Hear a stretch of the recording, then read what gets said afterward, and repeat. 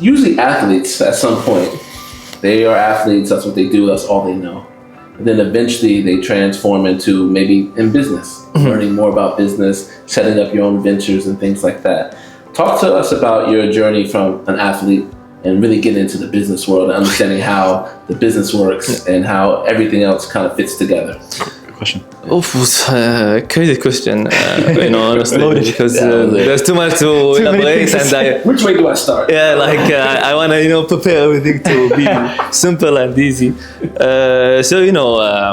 Definitely within the progression of being an athlete, you think about what's next for you after you are. When you are close maybe to the end of your career or something. Right. So you need to understand where to tackle, what is your passion, and if it was like a daily job or it was just opening a business and run it through the run it normally. So I started within the first thing was that when I had the chance to be part of the Qatar eSports Federation at head of eSports. So that would be kind of, it's not a business, but I will also consider it that it's a part of my career as an athlete. So I had the chance to be in such a position and help eSports in the country. And in the other side, I definitely started thinking about different type of businesses.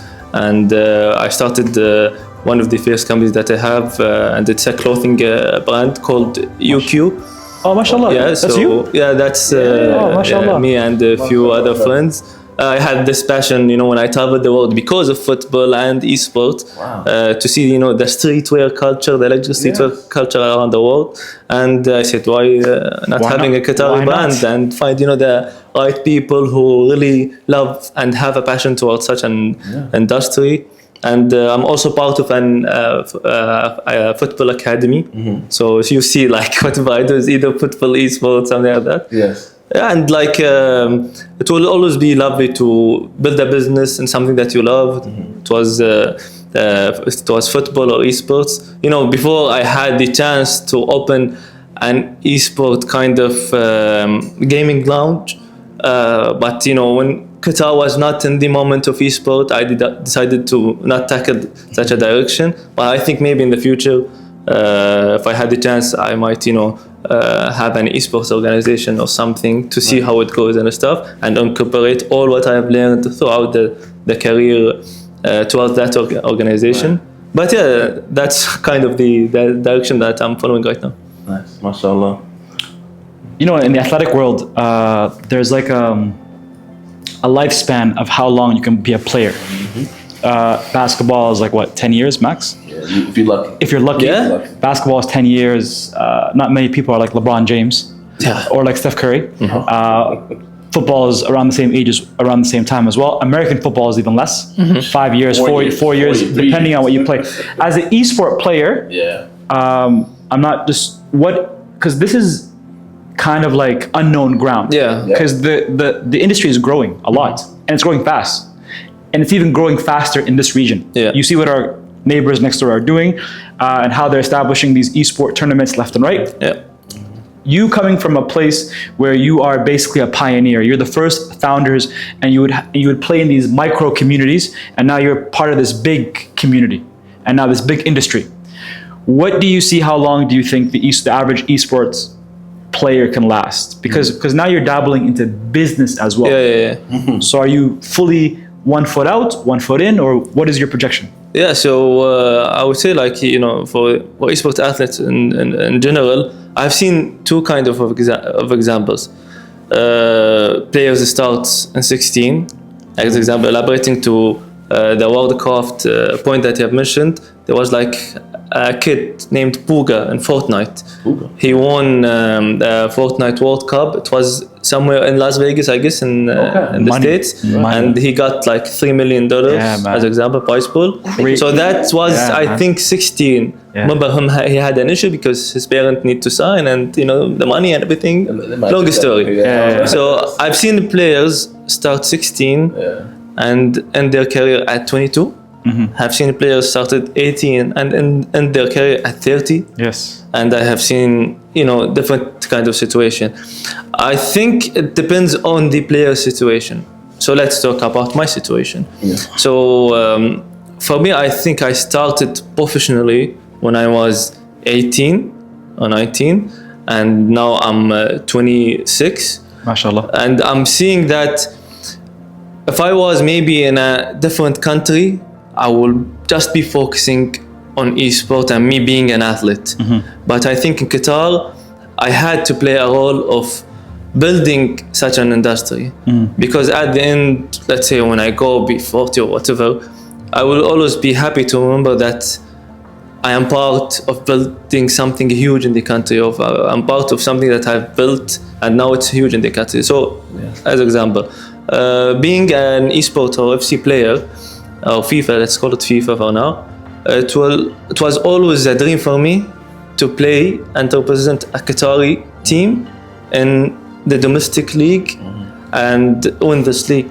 Right. And qualify to the playoffs. Now they give you a spot to the playoffs.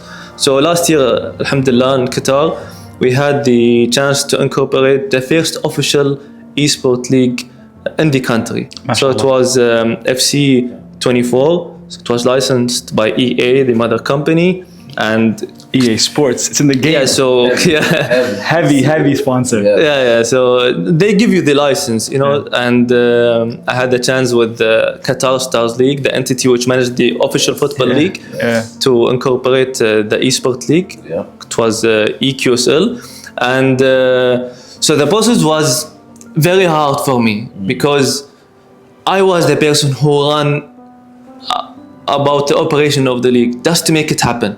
And then I found the person who just gave me the light and told me, I'm going to support you. And it was Mr. Hani Bellan, the CEO of Qatar Stars League, and Mr. Hassan Rabi Al-Kawari, the Executive Director of Marketing, Communication and Sales. They gave me the opportunity to, have this league, talk to EA, run it to the club, allow the club to understand what is this, what's the goal of this. As example, Visit Qatar was part of the sponsors because the winner will qualify to the playoffs in Germany.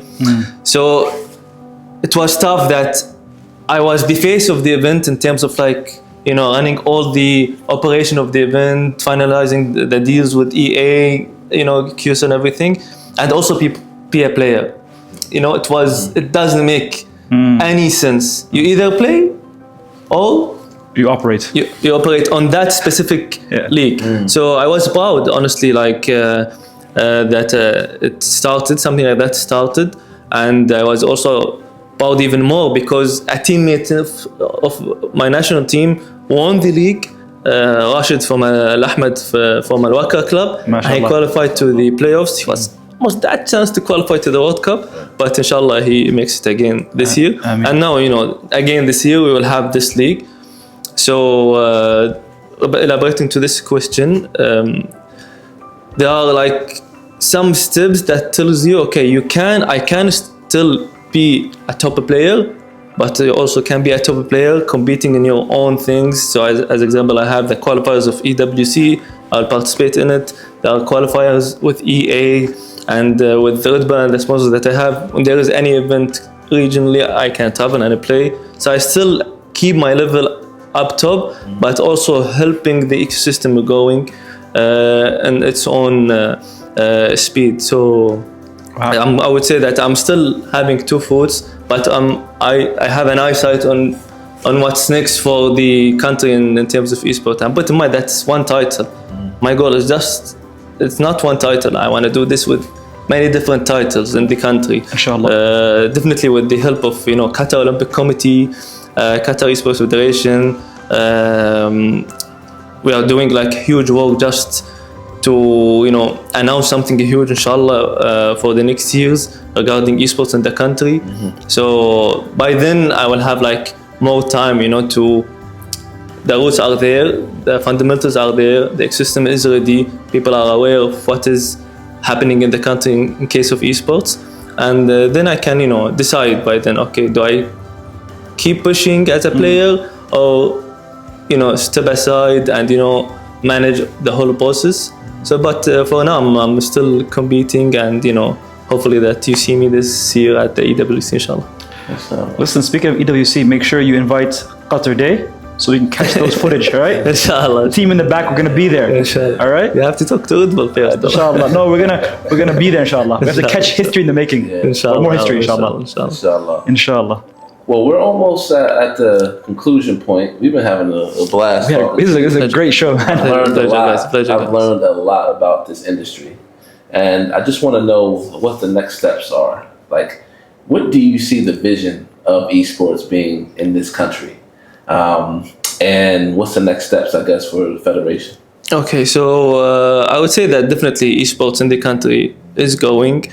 I would say by that there are a lot of different esports organizations in Doha, companies that just operate an esports event and stuff. I think back then we had one company, and now I think I have counted 9 to 10 companies just dedicated to esports initiative. There are like companies who develop events. There are different companies who have platforms, apps, website. So you see that when many companies open, that means that there's something going within the country. And regarding events wise, our role at the Qatari Sports Federation is to showcase the events or the potential events that's coming, and we are planning inshallah for huge years inshallah.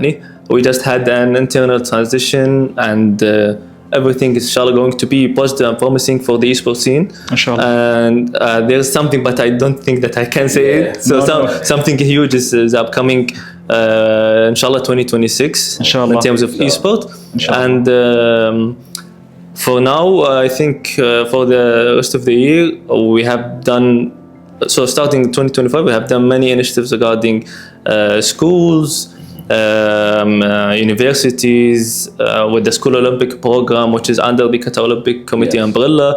Also, the league will be happening again this month, inshallah, from the 27th to the 30th of April, the second edition of Qatar Stars League. We'll definitely invite you guys there, to attend, and we're gonna do interviews with each player. And inshallah.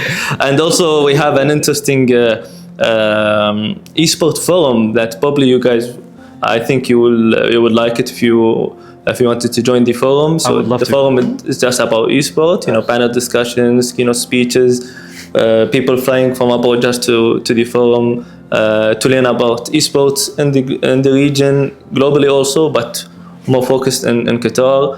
And I think, look, to be honest, the next 2 years, Qatar, inshallah, will show something huge in esports in the region. Inshallah. And definitely, it's not as easy as it looks, because we have our neighbors who are spending huge money on esports, and definitely here we are tracking, or we are visualizing a unique direction within esports.